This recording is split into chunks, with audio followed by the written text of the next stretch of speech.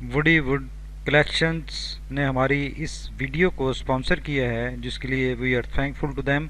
Welcome in my ideas trading YouTube channel. आज हम KSE 100 index का वीकली टेक्निकल एनालिसिस करेंगे और जानने की कोशिश करेंगे कि लास्ट वीक में मार्केट की परफॉर्मेंस कैसी रही और आने वाले वीक में मार्केट कैसा परफॉर्म कर सकती है। हमारे चैनल को सब्सक्राइब जरूर कर लीजिए, बिकॉज इस वीकेंड पे हम बहुत सारे स्क्रिप्ट्स का टेक्निकल एनालिसिस भी करने वाले हैं, जो कि हमारी सब्सिक्वेंट वीडियोस में आप देख सकेंगे। तो सबसे पहले बात करते हैं KSE 100 इंडेक्स के टेक्निकल एनालिसिस की। आपके सामने डिस्प्लेड है 100 इंडेक्स का 1 डे कैंडल चार्ट। ये इसके सपोर्ट लेवल्स हैं और ये रेजिस्टेंस लेवल्स हैं। लास्ट जो हमने वीकेंड पे और सब्सिक्वेंट जो टेक्निकल एनालिसिस मार्केट का किया था, उसमें हमने बड़ा कैटेगोरिकली बताया था या डिटरमिन किया था कि मार्केट के इंडेक्स अपनी इस सपोर्ट पे, जो कि 39,400 के ऊपर है, इस सपोर्ट से लेकर और ये जो रेजिस्टेंस है जो कि 40,660 पे है, इस रेजिस्टेंस और इस सपोर्ट के दरमियान ही ऑपरेट करेगा, या हमने कहा था कि ऑक्सीलेट करेगा। और ऐसा ही हुआ कि इंट्राडे लेवल पे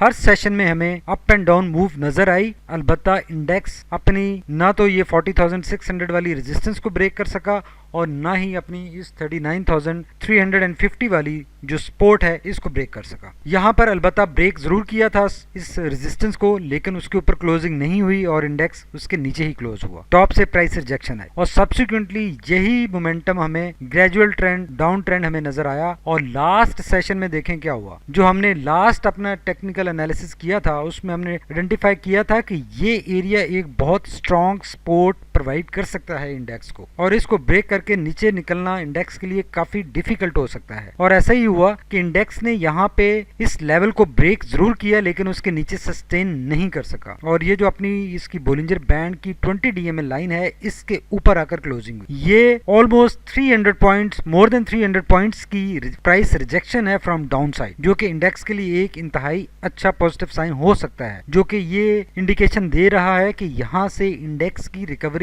पॉसिबल है, हो सकती है। नेवरदलेस अगर ओवरऑल देखा जाए तो ये जो स्विंग लो है, ये अभी अपनी कल्मिनेशन पे है। इस स्विंग लो की कल्मिनेशन दो तरीके से हो सकती है। एक तो यहाँ से कि इंडेक्स अपने अपस्विंग में आ जाए, और जो कि यहाँ से रिकवरी इसकी बन सकती है, अपसाइड पर निकल सकता है, या इसकी कल्मिनेशन ऐसे हो सकती है कि इंडेक्स अपने इस सपोर्ट एरिया को ब्रेक करके नीचे निकल जाए और एक पॉजिटिवली डाउन ट्रेंड में या नेगेटिव ट्रेंड में एंटर हो जाए। इन दोनों मूवमेंट्स की पॉसिबिलिटी है इस स्टेज पे। अलबत्ता ज्यादा पॉसिबिलिटी अप साइड पे है, बिकॉज जैसे हमने बात की कि डाउन साइड से 300 पॉइंट्स की ऑलमोस्ट प्राइस रिजेक्शन आई है, जो कि एक पॉजिटिव इंडिकेशन है for the up side swing. लेकिन चूंकि हम बात करते आए हैं कि इंडेक्स इस स्टेज पे जो उसने एक पॉजिटिव गेन अचीव किया था, मुसलसल ऑलमोस्ट 8 वीक्स में इंडेक्स ने गेन किया, उसमें करेक्शन इस लेवल पे जरूरी थी या रिट्रेसमेंट जरूरी थी फॉर दी स्टेबिलिटी या फॉर रिड्यूसिंग दी वोलेटिलिटी जो इंडेक्स में आ चुकी थी। तो वो भी हम इंडिकेटर्स के ऊपर जब चलेंगे तो बात करेंगे कि वो क्या हुआ। अभी अगर हम बात कर रहे हैं परफॉर्मेंस की, तो लास्ट अगर परफॉर्मेंस देखें तो ये आपके सामने हिस्टोरिकल डाटा डिस्प्लेड है, जिसमें वीकली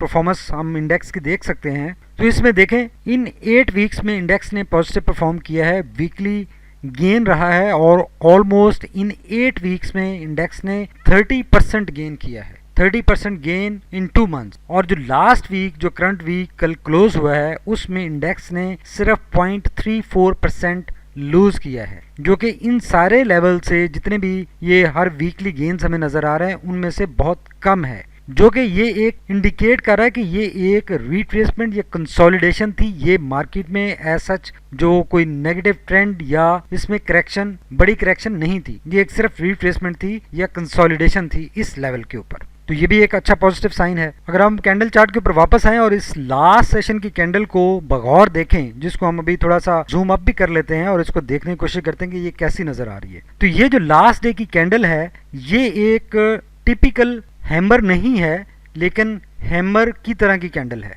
हैमर की तरह की मैं कैंडल किस लिए कह रहा हूँ कि इसकी जो विक है, ये विक का जो साइज है, ये इसके बॉडी से ऑलमोस्ट डबल होना चाहिए फॉर दी टिपिकल हैमर, जो कि डबल नहीं है लेकिन डबल से थोड़ा सा कम है, लेकिन इसका इफेक्ट भी वही हैमर वाला ही है कि डाउन साइड से प्राइस रिजेक्शन है, जो एक बेरिश ट्रेंड में ये चलते हुए बनी है। ये एक बेरिश ट्रेंड है जिसके ये बॉटम, अगर ये बन जाता है, बॉटम आइडेंटिफाई हो जाता है, तो ये बॉटम पे बनी है और डाउन साइड से प्राइस रिजेक्शन है, बॉडी छोटी है, जो कि इंडिकेट करी ये कि यहाँ पे जो बेयर्स का कंट्रोल था इस लेवल से इस लेवल तक, जो बेयर्स इसको लेकर गए डाउन साइड पे, इसमें बुल्स ने इस लेवल से पुल अप किया और पुल अप करते करते अगर इस लेवल से पुल अप करना स्टार्ट किया तो इस लेवल तक वो उसको पुल करके लाए। तो ये ऑलमोस्ट 300 पॉइंट्स का पुल अप है, जो कि एक अच्छा स्ट्रॉन्ग पुल अप है। ये टिपिकल हैमर वाला पुल अप नहीं है लेकिन उससे थोड़ा सा कम पुल अप है, तो इंडिकेशन एक बन रही है कि यहाँ से रिवर्सल हो सकता है, पॉसिबिलिटी है, तो ये एक अच्छा साइन है। तो ये और इसके अलावा जो पॉजिटिव खबरें हैं, शाह महमूद कुरैशी साहब का जो चाइना का विजिट है वो भी सक्सेसफुल रहा है, तो और जो प्रीवियस सेंटीमेंट है वो भी अभी कायम है, उसमें नेगेटिविटी नहीं है। सिर्फ जो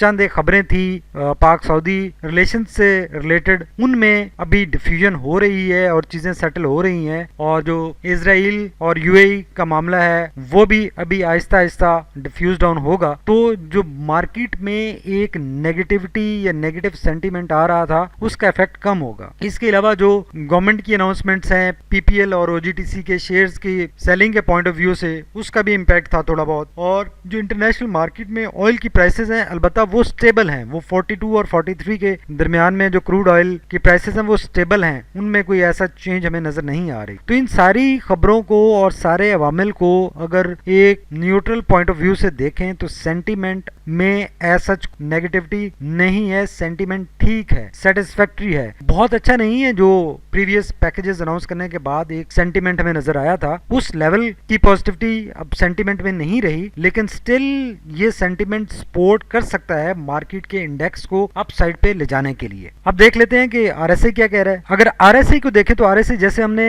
बात की थी कि ये काफी अरसा अपने एक ओवरबॉट एरिया में इसने ऑपरेट किया, और उसके बाद यहां से हमने बात करना स्टार्ट की थी कि जैसे ये अपसाइड पे गया था वैसे ही अपसाइड पे आएगा और यहां से किसी भी लेवल से ये टर्न बैक कर सकता है। अलबत्ता इसने किसी भी लेवल से अभी तक टर्न बैक नहीं किया। इसने ये जो इसको सपोर्ट लेवल अवेलेबल था 70 का जो मार्जिन का एरिया होता है वहां से भी सपोर्ट नहीं ली। फिर इसका एक लेवल, इसका जो नेक्स्ट सपोर्ट लेवल बनता था वो ये वाला लेवल बनता था 66 का, वहां से भी इसने सपोर्ट नहीं ली। और अब जो नेक्स्ट सपोर्ट लेवल इसका अवेलेबल है जो बन रहा है वो ये 57 56 का है। तो क्वाइट पॉसिबल है कि इंडेक्स अब काफी अपने ओवरबॉट एरिया से नीचे आ चुका है, और काफी पॉसिबिलिटी है कि इस लेवल से ये जो 57 58 का एरिया है, इस एरिया से ये वापसी अपनी इख्तियार कर सकता है, सपोर्ट ले सकता है और दोबारा इस एरिया में इसी मोमेंटम के साथ अपनी बुलिश रैली को सपोर्ट कर सकता है, और अगेन एक हमें बुलिश रैली नजर आ सकती है, और ये जो इसके इंटेंडेड टारगेट्स हैं वो अचीव हो सकते हैं। अगर इस लेवल से ये टर्न बैक नहीं करता तो नेक्स्ट जो लेवल अवेलेबल है वो 46 का लेवल है। 46 के लेवल से सपोर्ट ले सकता है ये आरएसआई, और यहाँ से टर्न बैक हो सकता है। अगर मैकडी की बात करें तो मैकडी ब्लू लाइन देखें, यहाँ से क्रॉस ओवर दिखाने के बाद एक स्ट्रॉन्ग डिस्टेंस गेन कर रही है और नेगेटिव ट्रेंड में ही चल रही है, रेड लाइन से नीचे चल रही है। डिस्टेंस कॉन्टिन्यूसली अलबत्ता बढ़ रहा है, अभी तक कम होना शुरू नहीं हुआ, जो कि इंडिकेट कर रहा है कि अभी तक इसमें कोई इस डाउन ट्रेंड की तरफ जो ये हेड कर रहा है इससे बाहर निकलने की अभी कोई इंडिकेशन नहीं है। देखिए हिस्टोग्राम भी एक परमानेंट रेशो के हिसाब से बढ़ रहे हैं और उसी रेशो से बढ़ते हुए बता, इसको जो सपोर्ट लेवल अवेलेबल था उसके ऊपर राइट नो ये स्टे कर रहा है, और पॉसिबिलिटी है कि यहाँ से अब ये वापसी इसकी स्टार्ट हो जाए और हिस्टोग्राम छोटे होना स्टार्ट हो जाए। पॉसिबिलिटी है, अभी कोई इंडिकेशन या कंफर्मेशन इसमें नहीं आ रही। इसमें एक पॉजिटिव कैंडल बनने की गुंजाइश है, जब तक पॉजिटिव कैंडल यहाँ पर नहीं बनती ये इसमें दोनों साइड पे मूवमेंट की ऑप्शंस रहेगी।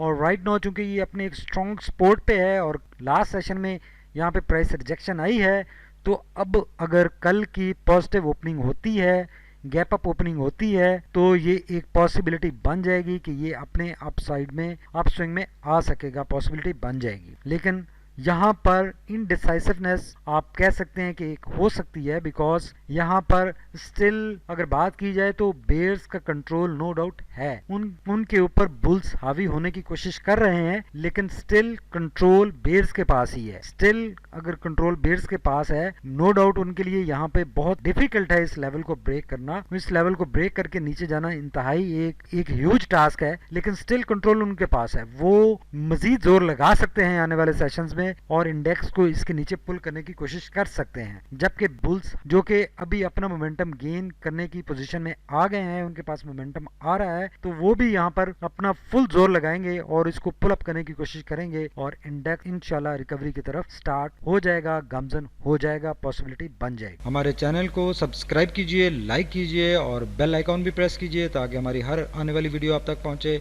और कमेंट्स में ज़रूर लिखें कि वो कौन सा स्क्रिप्ट है जिसका हम टेक्निकल एनालिसिस आने वाली वीडियो में शामिल करें। Thank you very much for watching my ideas trading YouTube channel.